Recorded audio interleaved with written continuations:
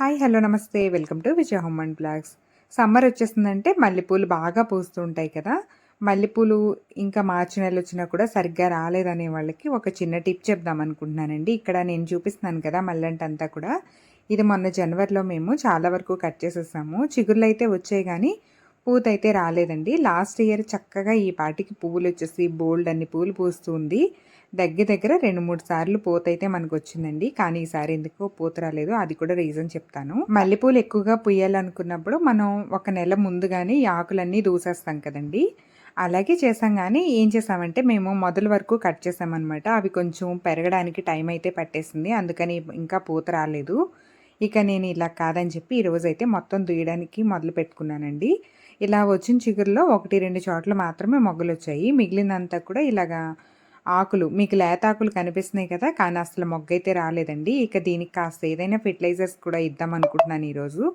నేను పూత కోసం ఏం చేశాను ఏంటనేది క్లియర్గా మీకు చూపిస్తాను. ఎవరైనా మల్లెంటుకి చక్కగా ఇలా ఇచ్చారంటే పూత అనేది బాగా స్టార్ట్ అవుతుందండి. నేను ఈ పని కొంచెం ముందే చేయాల్సింది, లేట్ అయిపోయింది. ఇలా ఆకులన్నీ కూడా దూసేస్తానండి. మనం ఆకులు మల్లెంటికి ఎప్పుడు దూసినా సరే చక్కగా చిగుర్లు అయితే వస్తాయి.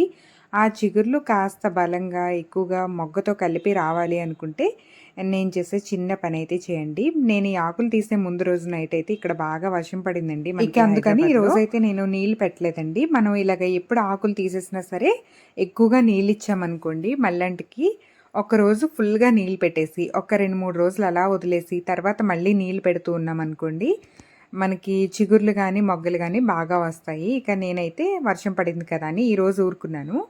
ఇప్పుడు ఏంటంటే ఒక ఫెర్టిలైజర్ అయితే ఇద్దాం అనుకుంటున్నాను ముందుగా. ఇక్కడ తర్వాత నేను ఖాళీ అయిపోయింది కదండి ప్లేస్ అంతా కూడా, కొన్ని మొక్కలు అయితే నాటాను. మీకు అవే చూపిస్తున్నాను. జామ మొక్కలు ఒకటి, టమాటా ఒకటి, పప్పాయి మొక్కలు ఇవన్నీ నాటానండి. ఆకులు చూసిన రోజైతే ఇక నేను ఫెర్టిలైజర్ ఏమి ఇవ్వలేదండి. ఇక్కడ నేను ఎప్సమ్ సాల్ట్ ఇస్తున్నాను ఈరోజు. ఇదేంటంటే మనకి మొక్కకి ఆకులు అవి బలంగా రావడానికి కొంచెం స్ట్రాంగ్గా పెరగడానికి హెల్ప్ చేస్తుందన్నమాట. 3 మల్లెంట్లు ఉన్నాయి కదా, మూడిటికి కూడా ఒక్కొక్క స్పూన్ పరిమాణంలో ఇస్తున్నాను. ఇది కొంచెం ఎక్కువైనా పర్వాలేదండి, ఎందుకంటే నేల మీద పెరిగిన చెట్లు అలాగే పెద్ద చెట్లు కదా, ఇవి కట్ చేయడం వల్ల మీకు చిన్నగా కనిపిస్తున్నాయి అంతే. అవే కుండీలో అనుకోండి మొక్కను బట్టి మనం ఇది ఇచ్చుకోవచ్చు. ఇక్కడ 1 స్పూన్ అయినా 2 స్పూన్లు అయినా కూడా పర్వాలేదు. నేల మీద ఉంటుంది. వీటి వేర్లు కూడా లోపలికి ఉంటాయి కదా, కొంచెం వాటికి వేర్లకు అందడానికి అయితే టైం పడుతుంది. అందుకని ఇంకా ఈ 3 చెట్లకి సరిపోయేటట్టు వాటి మొదల దగ్గరే వేసేస్తున్నాను. కొంచెం త్వరగా వెళ్తుందని, వర్షం కూడా పడింది కాబట్టి త్వరగానే పీల్చుకుంటుంది. సమ్మర్లో వర్షాలు ఏంటని అనుకుంటున్నాం కదండి. హైదరాబాద్లో అయితే మొన్న చాలా గట్టిగా వర్షం పడిందనమాట 21కి. మనం పోసే నీళ్ళ కంటే కూడా వర్షం నీళ్ళకి మొక్కలు చాలా బాగా పెరుగుతాయి కదండి. వాటికి తల్లిపాల్లా అంటారు వర్షం పడినప్పుడు. అందువల్ల మనం ఇచ్చిన ఈ ఫెర్టిలైజర్స్ కూడా బాగా తీసుకుంటుందని అయితే ఇక నేను ఈరోజు స్టార్ట్ చేశానమాట. ఇంకొంచెం ముందు చేస్తుంటే బాగుండేదేమో, ఈ పాటికి పోతొచ్చేసేది. ఇక నాకు టైం అయితే వీలు పడక కుదరలేదు. ఈరోజైతే వేస్తున్నాను అనమాట. మొత్తం 3 చెట్లకి కూడా ఇలాగ మొదట్లో ఎప్సమ్ సాల్ట్ అయితే వేసేసి కొంచెం మట్టిలో ఇలా కదిపేస్తున్నాను లోపలికి వెళ్ళేటట్టుగా. నేను ఈవినింగ్ టైంలో వేసానండి. ఇక ఈ రోజైతే ఇలా వదిలేసి నెక్స్ట్ డే ఫెర్టిలైజర్ ఇద్దాం అనుకుంటున్నాను. అది కూడా ఇంట్లో ఎలా చేసుకుని ఇస్తాననేది మీకు చూపిస్తాను. కొన్ని చోట్ల అయితే చిన్న చిన్నగా మొగ్గలు స్టార్ట్ అయినాయండి 1-2 చోట్ల, కానీ అస్సలు పూత ఎక్కువ లేదు. ఏదో 1-2 చోట్ల మాత్రమే ఉంది. ఇవన్నీ ఇచ్చిన తర్వాత మొగ్గ ఎలా వస్తుందనేది కూడా నెక్స్ట్ వీడియోలో మీకు చూపిస్తాను. ఇక్కడ నేను ఇద్దామనుకున్న ఫెర్టిలైజర్ ఏంటంటే డిఏపి ఉంటుంది కదండి, మనకి నర్సరీల్లో కూడా అమ్ముతారు. దీంట్లో వైట్ ఉంటుంది, బ్లాక్ ఉంటుంది. ఏదైనా తీసుకోవచ్చు, రెండిట్లో ఏదైనా పర్వాలేదు. నేను ఇవైతే మీషోలో తీసుకున్నాను. మనకి ఫ్లిప్కార్ట్లో వాటిలో కూడా దొరుకుతాయి, కావాలంటే తీసుకోవచ్చు. ఇదేంటంటే ఒక డబ్బాలోకి నీళ్ళు తీసుకుని దాంట్లో ఒక 2 స్పూన్ల వరకు ఈ డిఏపి అనేది తీసుకుని దాంట్లో వేసేస్తానండి. ఇవి త్వరగా కరిగిపోతాయి అనమాట, ఎక్కువ టైం ఏం తీసుకోదు. మీకు చూసారు కదా నీళ్ళల్లో వేయంగానే అవి కొంచెం మెత్తగా అయిపోయినట్టు అయిపోతున్నాయి.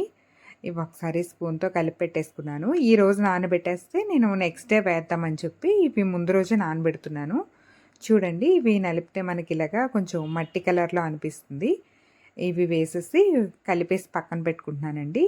ఇవి కొంచెం నానిన తర్వాత నా దగ్గర న్యూట్రిషన్ బాల్స్ ఉన్నాయన్నమాట. అదే పొటాషియం బాల్స్ అంటారు వీటిని, న్యూట్రిషన్ బాల్స్ అని కూడా అంటారు. ఇవి కూడా మనకు ఆన్లైన్లో దొరుకుతాయి.